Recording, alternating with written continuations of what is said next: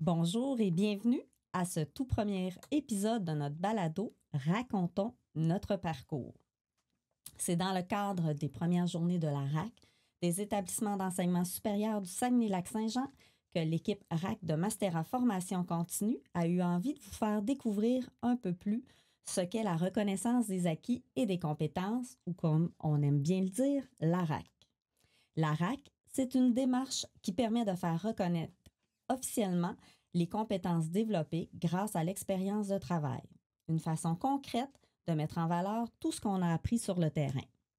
Pour ce premier épisode, on vous présente une équipe passionnée et dévouée, notre équipe RAC à la formation continue, nos conseillères pédagogiques, Mylène Bouliane, Marie-André Crevier et Guylaine Lapierre, notre invitée spéciale, une agente de soutien administratif récemment retraitée, et moi-même, Mélanie Bisson, également conseillère pédagogique, qui aurait le plaisir d'animer cette rencontre.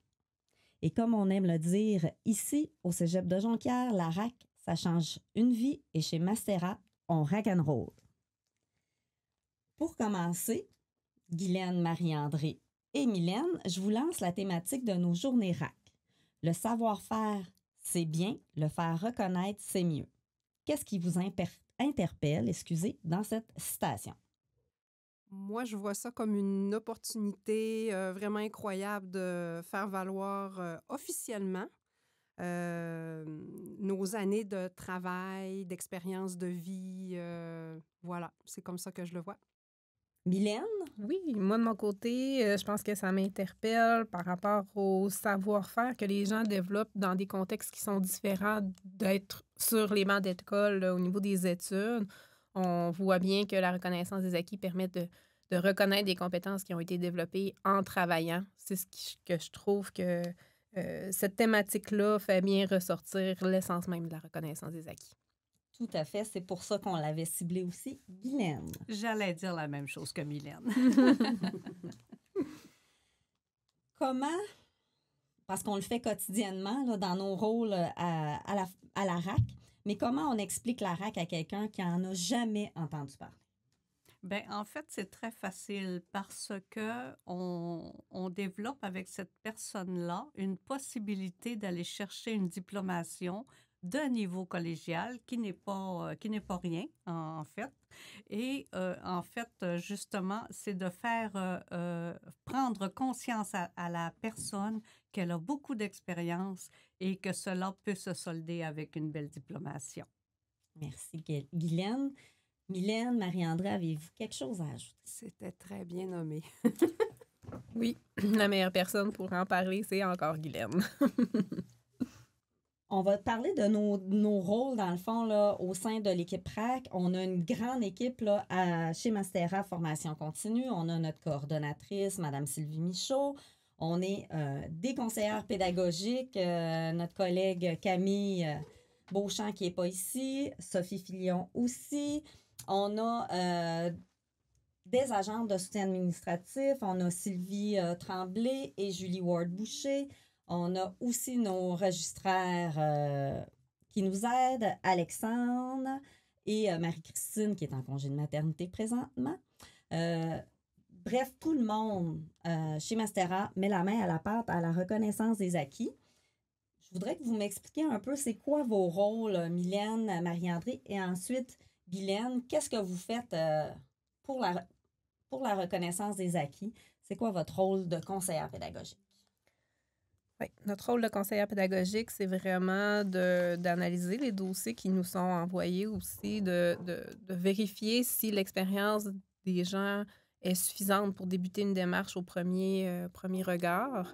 Ensuite de ça, c'est d'accompagner autant les spécialistes de contenu. Là, dans l'équipe, on a oublié de nommer les spécialistes de contenu, mais ils jouent un rôle très, très important dans la démarche. C'est d'appuyer ces spécialistes de contenu-là, mais aussi de soutenir les candidats dans les moments où est-ce qu'ils peuvent avoir besoin de soutien là, dans leur démarche de reconnaissance des acquis. Autre chose à ajouter de ton côté, Marie-André? Un rôle d'accompagnement tout au long de la démarche de la personne candidate, là, que ce soit du début de l'analyse du dossier que Mylène parlait à la toute fin, à la diplomation.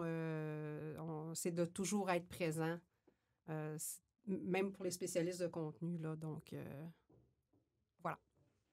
Et Guylaine, le rôle de l'agente. Oui, en fait, le rôle de l'agente de soutien administratif à la RAC, c'est au départ, c'est le premier contact avec le futur candidat ou la future candidate. En fait, c'est de mettre en œuvre le nouveau dossier, de vérifier que le dossier est complet avant de l'acheminer à la conseillère pédagogique qui, elle, fera son analyse. Et par la suite, le rôle de l'agente de soutien administratif est de créer les dossiers, de suivre le cheminement du candidat versus la spécialiste de contenu et de surtout discuter souvent, de converser souvent avec la candidate ou le candidat dans le but de motiver ces personnes parce que, comme on le sait, la reconnaissance des acquis, ça se fait sur une base volontaire. Alors, c'est pas du 8 à 4, c'est pas du 9 à 5 non plus. C'est vraiment dans les temps libres et les gens ont besoin de beaucoup de motivation vu qu'ils ont déjà un travail, une famille et ainsi de suite là, dans leur vie, au quotidien dans leur vie. J'ajouterais peut-être, Mélanie, par rapport au rôle qu'on a en termes de conseillère pédagogique, dans la formation aussi des spécialistes de contenu. De notre côté, on doit expliquer, démystifier, voir les différences aussi entre un programme d'études offert en classe. Je sais qu'on va probablement en reparler un petit peu plus tard, mais d'amener les spécialistes de contenu à déconstruire un programme puis à se recentrer sur les compétences en tant que telles, parce que la reconnaissance des acquis nous amène à évaluer en termes de compétences et non de cours et non de contenu de cours aussi. Fait que je pense qu'à ce niveau-là, on a un rôle à jouer qui est super important de bien expliquer ce qu'est la reconnaissance des acquis, bien former nos spécialistes pour qu'ils puissent s'inspirer aussi de ce qui est fait en milieu de travail par nos candidats. On le dit souvent, là, la reconnaissance des acquis, ça permet aux gens de ne pas refaire de la formation sur des choses qui sont déjà acquises. Donc, c'est tout ça aussi, je dirais. Je pense qu'il faut parler aussi de ce qu'on offre au Cégep de Jonquière, puis de où ça sort, ça. Donc, c'est pas nous, là, l'équipe de RAC, qui créons là, de l'instrumentation. Ça provient vraiment du ministère de l'Enseignement supérieur. Donc, c'est vraiment une démarche balisée par le ministère. L'instrumentation nous provient du ministère et c'est notre rôle aussi de conseillère pédagogique là, d'accompagner, comme on a dit, les spécialistes à s'approprier cette instrumentation-là.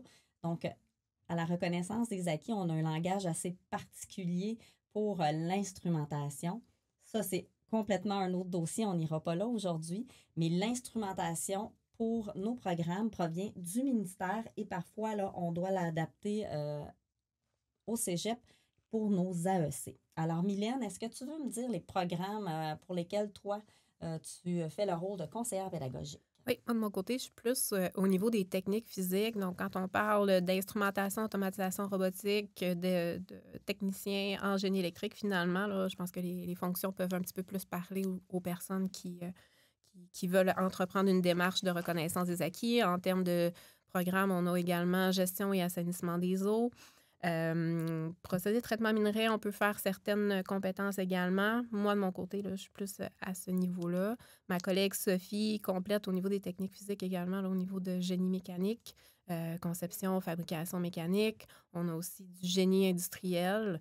Donc, c'est dans ces programmes-là actuellement là, qu'on offre de la formation. Pas de la formation, mais de la reconnaissance des acquis au Collège de Jonquière.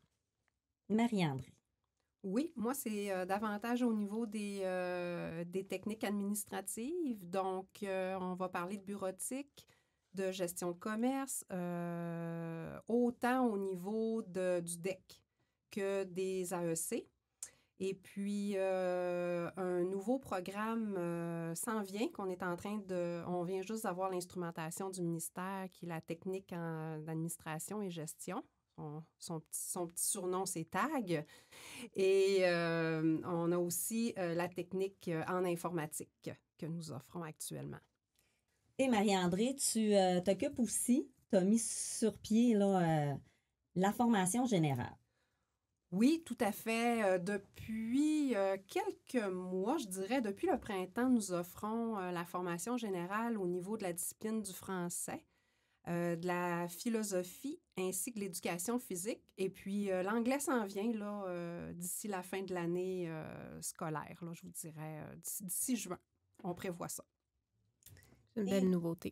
Oui, tout à fait une belle nouveauté qui permet aux gens là, vraiment d'aller chercher le diplôme d'études collégiales.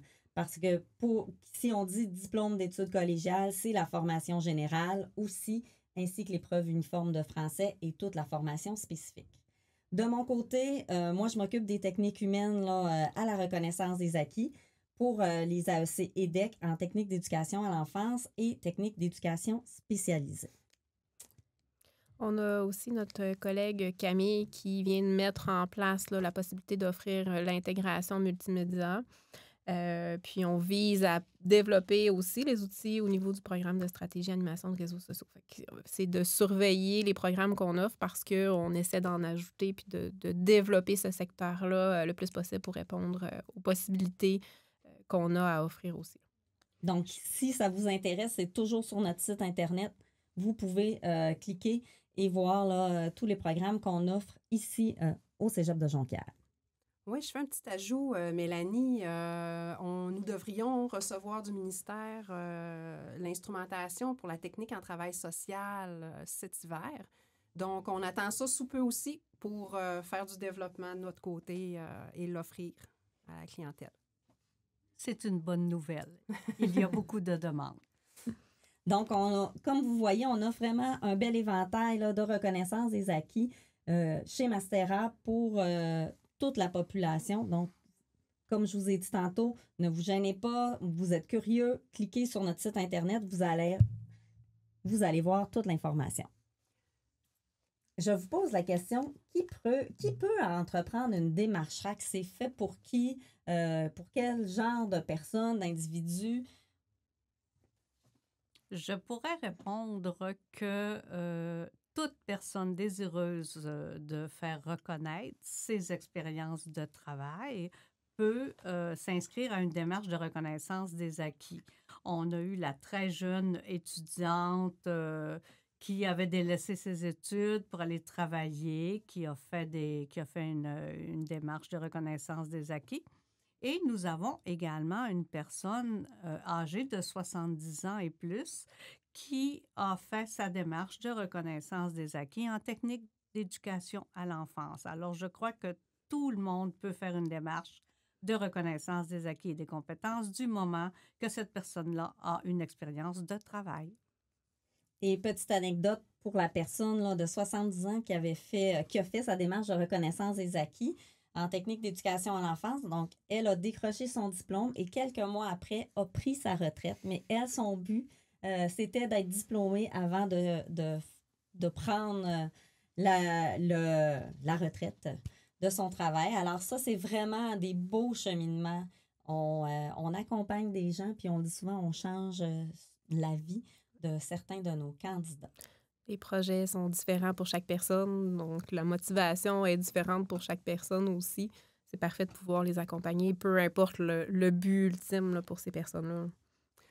On a des histoires aussi de personnes qui commencent avec une AEC, puis à la fin, ils désirent aller chercher le diplôme d'études collégiales au niveau de la technique dans leur programme. Donc, ça leur donne la motivation et la fierté de continuer. Donc, c'est des beaux parcours. Souvent, je pense qu'on a des gens qu'on reçoit qui ont eu des parcours un peu chaotiques, peut-être, qui pensaient qu'ils n'étaient pas capables de réussir à l'école. C'était difficile.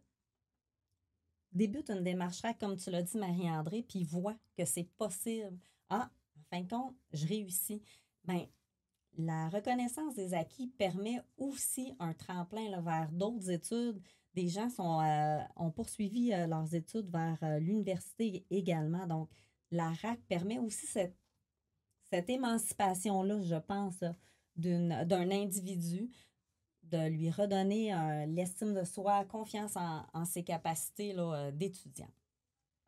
À quoi ressemble un parcours d'un étudiant? Donc, Guylaine, comment ça débute ce parcours? En fait, ça débute avec la présentation de l'instrumentation qui va servir à évaluer les compétences de cette personne-là.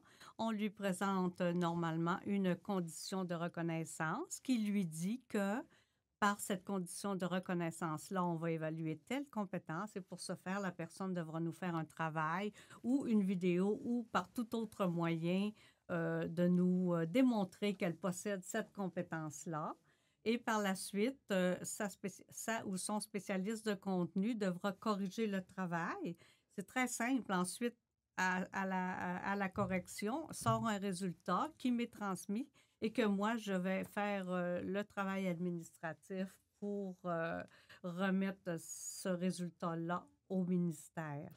Guylaine a bien nommé la démarche d'évaluation. Là, ce qu'on doit retenir, c'est que ce n'est pas une démarche de formation. On est vraiment en contexte d'évaluation.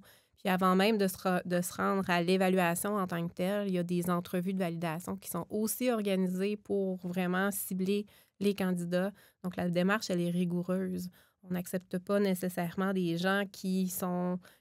On ne veut pas placer personne en situation d'échec non plus. Donc, on vient vraiment s'assurer par cette entrevue-là que la personne va avoir sa place dans la démarche. Puis, même au dépôt du dossier, la personne peut faire son autodiagnostic puis voir en lien avec les compétences d'un programme si c'est quelque chose pour elle, finalement.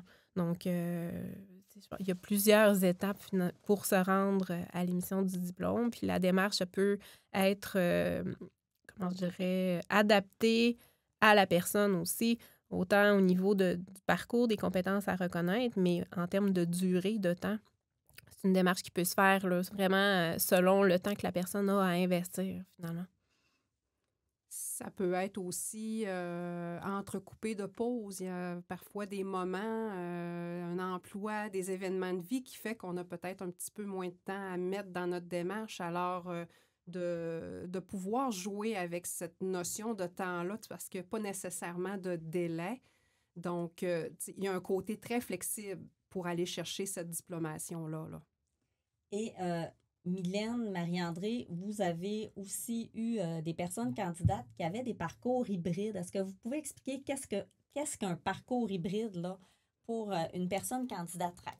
Oui, dans certains programmes, il y a des spécificités qui font en sorte que la personne peut avoir développé certaines compétences, puis d'autres pas, selon les milieux de travail, selon les emplois qu'ils ont occupés. Ce qui fait en sorte qu'on peut proposer une démarche hybride dans le sens où certains cours peuvent être reconnus par la reconnaissance des acquis en termes d'évaluation des compétences. Mais pour ce qui n'est pas développé sur le marché du travail, à ce moment-là, on peut référer ces gens-là dans des formations. Donc, c'est ce qui vient expliquer le côté hybride d'une démarche de reconnaissance des acquis. On a des parcours super inspirants qui s'est adapté à la personne qui a pu développer les compétences qui manquaient en termes de formation, puis par la suite, a complété par la reconnaissance des acquis sur les compétences là, qui étaient possibles de leur reconnaître. Donc, on vient vraiment s'adapter à l'individu.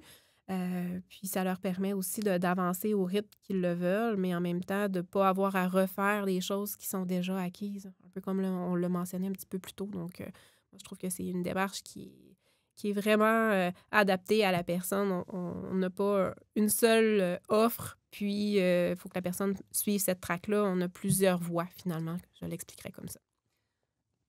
Puis, j'ajouterais que les personnes candidates, tout au long de leur démarche, moi, ce que je vois, c'est qu'ils font une certaine auto-évaluation aussi. Il y a des moments où ils peuvent se rendre compte que ce bloc-là, tout compte fait, j'ai moins de connaissances, j'ai moins d'expérience là-dedans. J'aimerais faire des cours. Alors, ce n'est pas nécessairement les spécialistes de contenu, ça peut être eux qui vont dire, écoute, il va falloir que tu ailles chercher un cours ou une formation supplémentaire. Mais parfois, c'est eux qui vont dire non, j'aimerais ça faire tel cours ou on peut-tu regarder à nouveau mon parcours, mon cheminement prévu, puis de faire des modifications par rapport à ça. Ce qu'amène Marie-André est intéressant, puis j'irai un petit peu plus loin dans l'explication, là, de parler de blocs. Par la reconnaissance des acquis, l'instrumentation qui est développée, à certains moments, le ministère regroupe des compétences, c'est ce qu'on appelle des blocs, pour justement favoriser l'évaluation, puis faire en sorte que le parcours est axé sur le candidat. Donc, plutôt qu'évaluer compétence par compétence, dans certaines situations, on va en évaluer 3, 4 en même temps. Donc, ça, c'est quelque chose qui est intéressant aussi. Je pense que qu'est-ce qui est important de souligner aussi, c'est peut-être la différence entre une personne candidate puis un étudiant de la formation régulière. C'est quoi les différences entre nos deux clientèles? La grosse différence, c'est que la personne candidate a de l'expérience dans un domaine, tandis que l'étudiant est là pour apprendre un domaine. Ça, c'est la grosse différence au départ.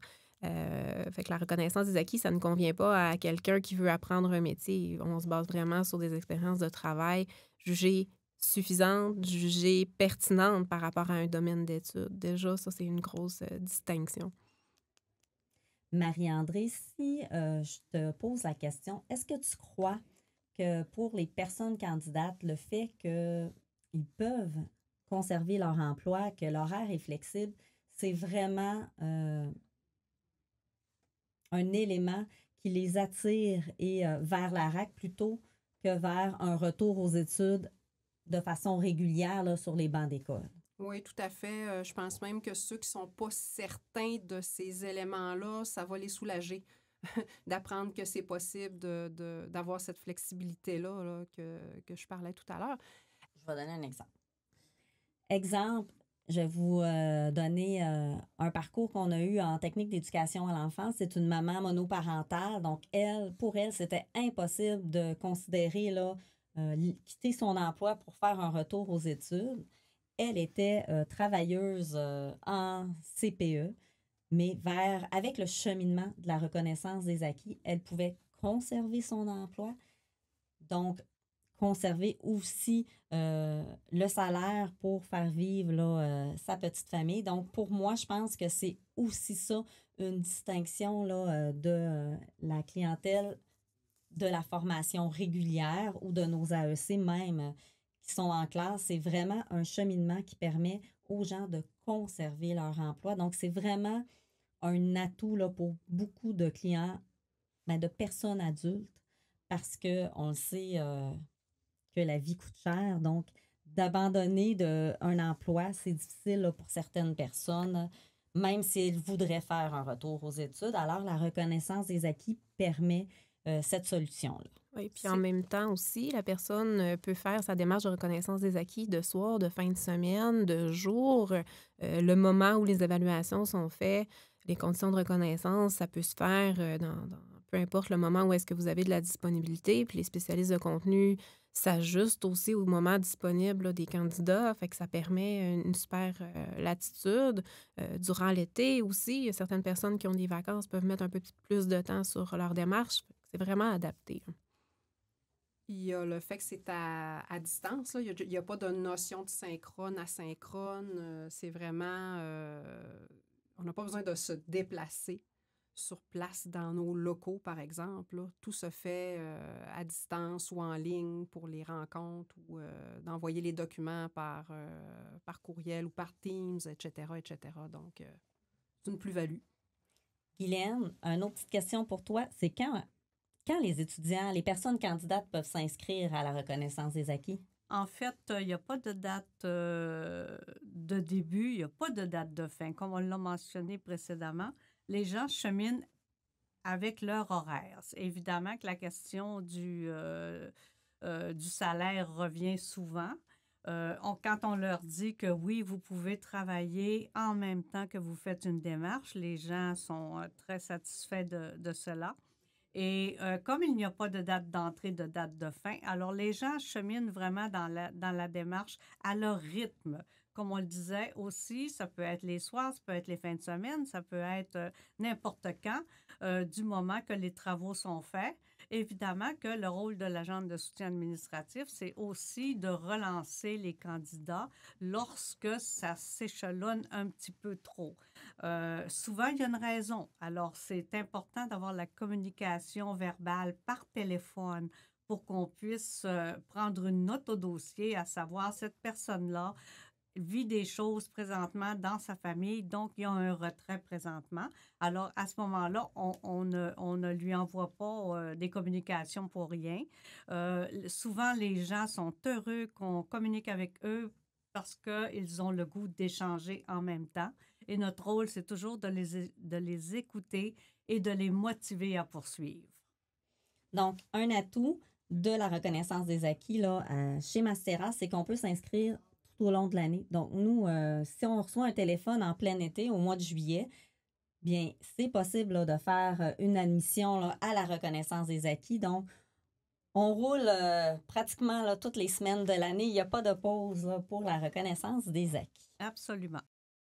Moi, je pense qu'un atout aussi ou quelque chose qui est très important, moi, comme conseillère pédagogique, c'est d'accompagner les adultes dans ce cheminement-là. On les voit souvent se métamorphoser ou se transformer. Donc, si je vous demande, est-ce que vous avez un moment ou un petit souvenir qui vous revient là, d'un bel accompagnement avec une personne candidate que vous avez dit, hey, ça, là, c'est vraiment chapeau là, pour notre équipe RAC. Est-ce que vous avez un parcours que vous aimeriez souligner ou qui vous vient à l'esprit? Je ne parlerai pas d'un parcours en particulier, mais je parlerai plutôt de plusieurs parcours où est-ce que les gens nous appellent et nous disent « Si je vous avais pas eu, j'aurais vraiment lâché la démarche. C'était difficile avec mes enfants, c'était difficile avec mon conjoint, c'était difficile avec mon travail. Vous m'avez motivé, vous m'avez rappelé que j'avais le temps que je voulais pour faire mon travail. Alors, c'est souvent des retours comme ça qu'on a chez Mastera. Et pour ma part, j'y ai travaillé pendant 14 ans. Alors, j'ai eu énormément de retours comme ceux-là. Et puis, c'est très motivant pour nous, les agentes, de savoir qu'on est apprécié de par ce qu'on fait avec la clientèle, c'est-à-dire les interpeller, les encourager, les motiver, leur dire où est-ce qu'elles sont rendues, ces personnes-là. Et puis, les gens l'apprécient énormément. Oui, faire la différence, c'est un peu ça. Ça fait un peu la différence, tout à fait. Et puis, les gens aussi sentent que nous possédons ce que nous leur disons. Alors, on est assis sur des bases solides et on peut leur parler vraiment de la reconnaissance des acquis sous toutes ses formes à ces personnes-là. Des exemples précis, on en a plein, mais je dirais plus de façon générale, comme Glenn le fait aussi, de recevoir des témoignages de personnes avec une reconnaissance, d'avoir pu accéder à des postes, d'avoir la reconnaissance d'un diplôme officiel. Moi, ça vient faire notre travail. Là. Je veux dire, on travaille pour ça, pour changer la vie des gens. Bien, les témoignages qu'on reçoit sont en ce sens-là. J'ajouterais que pour un adulte qui n'était pas capable de faire ses études à l'âge de l'adolescence, disons, retourner d'une façon particulière avec la démarche de reconnaissance des acquis. Je ne veux pas dire retourner aux études parce que c'est une démarche d'évaluation et non pas d'apprentissage. Mais ces personnes-là, peut-être qu'à 16 ans, n'étaient pas prêts à recevoir tout ce que le système scolaire voulait lui donner. Et cette personne-là est allée chercher son expérience de travail et maintenant, c'est à elle de nous le démontrer qu'elle possède les compétences. C'est pas tout le monde qui est fait pour aller à l'école à 16 ans, 14, 15, 16 ans. Il y a des gens que ça prend plus de temps, qui sont vraiment au travail pour bâtir quelque chose. Et à un moment donné, nous, on arrive avec la RAC, on leur offre un beau diplôme de niveau collégial et les gens, une fois adultes, sont capables d'aller chercher un diplôme de niveau collégial, comme je viens de le dire. Et puis, c'est très motivant pour la personne, sachant qu'elle va recevoir cette diplomation-là. Moi, je leur dis toujours, il n'y a pas de temps pour recevoir votre cadeau. Vous l'avez conçu vous-même avec vos expériences de travail. Alors maintenant, vous allez récolter ce que vous avez semé. Les gens, il faut qu'ils se mobilisent pour nous prouver leurs compétences. C'est une grosse distinction. Et ils reviennent avec une fierté d'avoir réussi à le faire aussi. C'est beau. Exactement. Puis les compétences acquises, c'est vraiment de bonnes compétences. On parle pas là on parle pas d'un diplôme donné à rabais là. On parle vraiment d'un diplôme de niveau collégial. Je le répète, je m'excuse, mais c'est les compétences et puis les expériences vécues sont bonnes. Quand on apprend sur sur le tas, comme on dit, ben, on apprend beaucoup de choses et beaucoup plus de choses qu'on peut penser. Alors, à ce moment-là, nous, on évalue ça. Et la personne qui n'était pas bonne à l'école ou qui n'avait pas l'attention nécessaire pour suivre un cours, elle, présentement, parce qu'elle a tout son temps pour le faire, peut nous démontrer qu'elle les possède, ces compétences.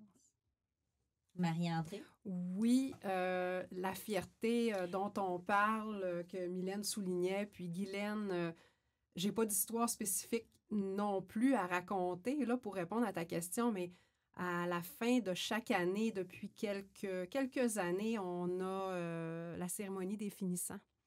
Et là, ça se fait en présence.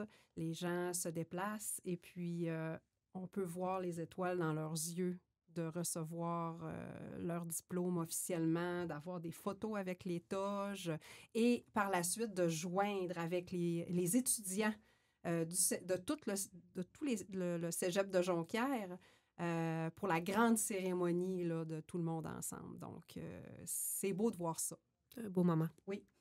Moi, j'aime bien expliquer la RAC que c'est, on transforme les compétences, les expériences de travail en langage scolaire. Parce qu'on sait très bien que dans la société actuelle, qu'est-ce qu'ils pensent sur un CV, même si on a plein de belles compétences, quand il n'y a pas de diplôme, c'est difficile parfois là, de trouver un emploi. Alors nous, c'est ça aussi qu'on fait, c'est qu'on transforme leur expérience en langage scolaire. On vient les transformer. Donc, en évaluant chacune des compétences du DEC ou de l'AEC, les gens vont obtenir là, leur diplôme à la fin.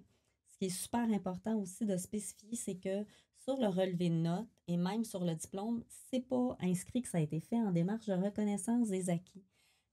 Pour le ministère de l'Enseignement supérieur, ça a la même valeur que si les personnes étaient venues comme les étudiants en classe. Alors ça, c'est très, très, très important de souligner que pour le ministère de l'Enseignement supérieur,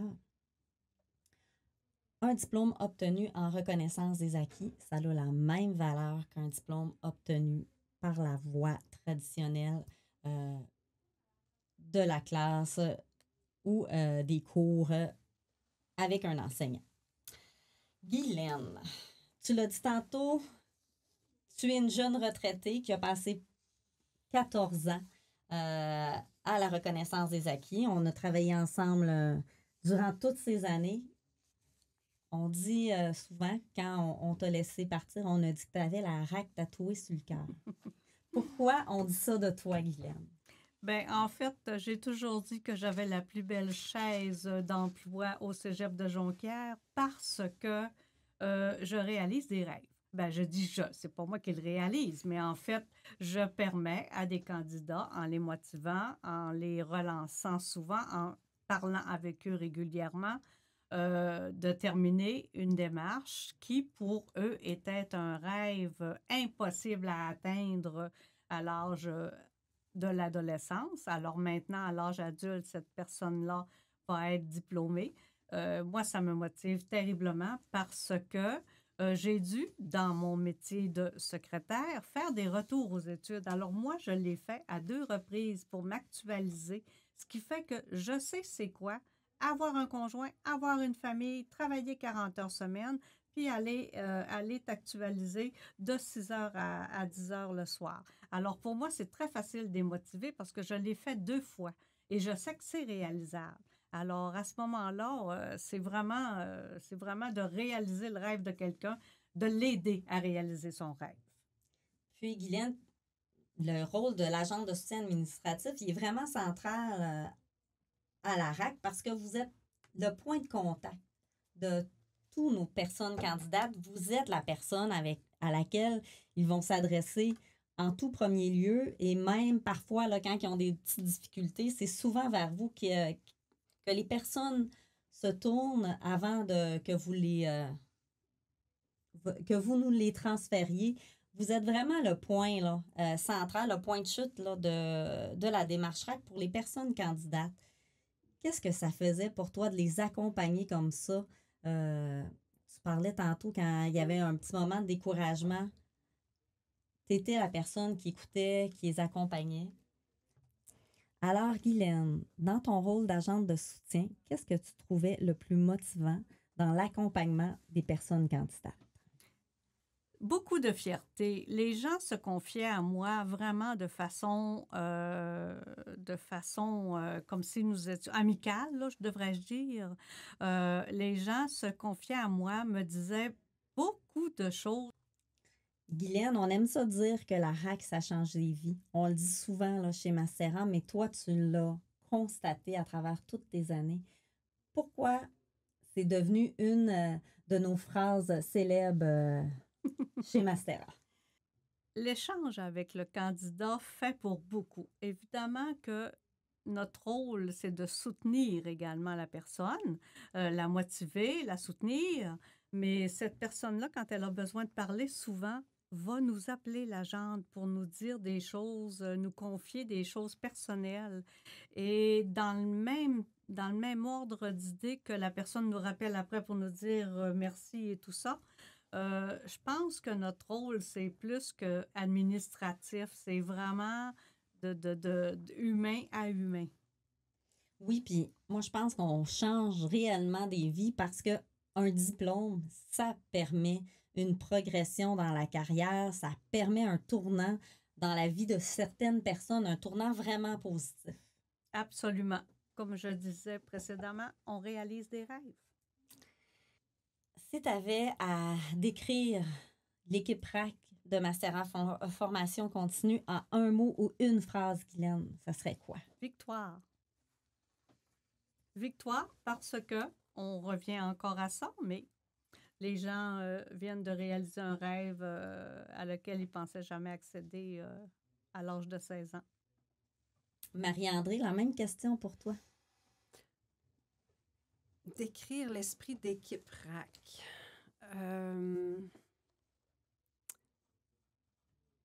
En quelques mots, collaboration entre nous toutes et nous tous, côté humain aussi, puis on a à cœur le service à la clientèle, tout le monde, puis de répondre aux personnes candidates de façon aussi personnalisée que Guylaine l'explique si bien. Mylène, pour toi. En un mot, c'est quand même difficile à nommer parce qu'il y a tellement de choses qui me viennent en tête, mais moi, j'irais vers soutien, accompagnement. Je pense qu'on est fort là-dedans chez Mastera. Ben moi, je prends tous vos mots, mais aussi là, accompagnement personnalisé, démarche personnalisée. Chaque personne, candidate est importante pour nous à la reconnaissance des acquis. On prend le temps de discuter avec chaque personne, donc c'est vraiment, vraiment du travail d'un à un. On accompagne une personne à la fois. On lui accorde du temps pour elle. Donc, c'est vraiment quelque chose qui est, je pense, une de nos grandes forces là, chez Mastera, d'avoir développé ces cheminements individualisés là. J'ajouterais peut-être que nous n'avons pas de date d'entrée et de fin, ce qui permet à la personne de prendre son temps, mais c'est justement de personnaliser encore plus la démarche. Alors, lorsqu'on a une cohorte qui chemine, t'es marqué dans le temps. On te donne une date pour remettre ton travail ou ton devoir, tandis que une personne à la fois, humain à humain, ben la personne se sent beaucoup plus en confiance parce qu'elle a un nom à qui s'adresser si elle a un problème et peut appeler aussi l'agente là, pour se faire conseiller ou mettre en lien avec son ou sa spécialiste de contenu. Alors, le fait que la personne chemine toute seule, face à face avec sa spécialiste de contenu, je pense que c'est une force de Mastera aussi, parce que nous sommes beaucoup plus à l'écoute. Moi, je reviens sur personnaliser, individualiser. Mylène, je te lance sur cette pensée-là, parce que toi, en technique physique, il y a quand même des particularités. C'est souvent des gens là, qui ont besoin d'un laboratoire pour faire des manipulations, mais Marie-André l'a dit tantôt, on fait ça à distance également. Comment on a développé le côté personnalisé, individualisé pour répondre à nos candidats en technique physique? Oui, en fait, on a fait l'achat d'équipements qui nous permettent de leur envoyer par la poste, exemple, des automates qu'ils peuvent utiliser pour la reconnaissance de leurs compétences. Donc, on leur envoie leur matériel, ils peuvent préparer leurs conditions de reconnaissance sur les équipements. Puis quand c'est terminé, ils nous retournent tout simplement le matériel au collège. Même chose avec le côté biologie, microbiologie. On a des boîtes qu'on peut faire parvenir au candidat le temps qu'il puisse faire sa démarche de reconnaissance des acquis pour les compétences en lien avec ça. Puis par la suite, ils nous retournent le matériel. Donc, on a trouvé des méthodes pour justement éviter que les gens doivent obligatoirement se déplacer pour une portion qui est plus pratique, plus technique. Il y a ce côté-là là, qu'on a mis en place, puis jusqu'à maintenant, ça fonctionne super bien. C'est apprécié aussi.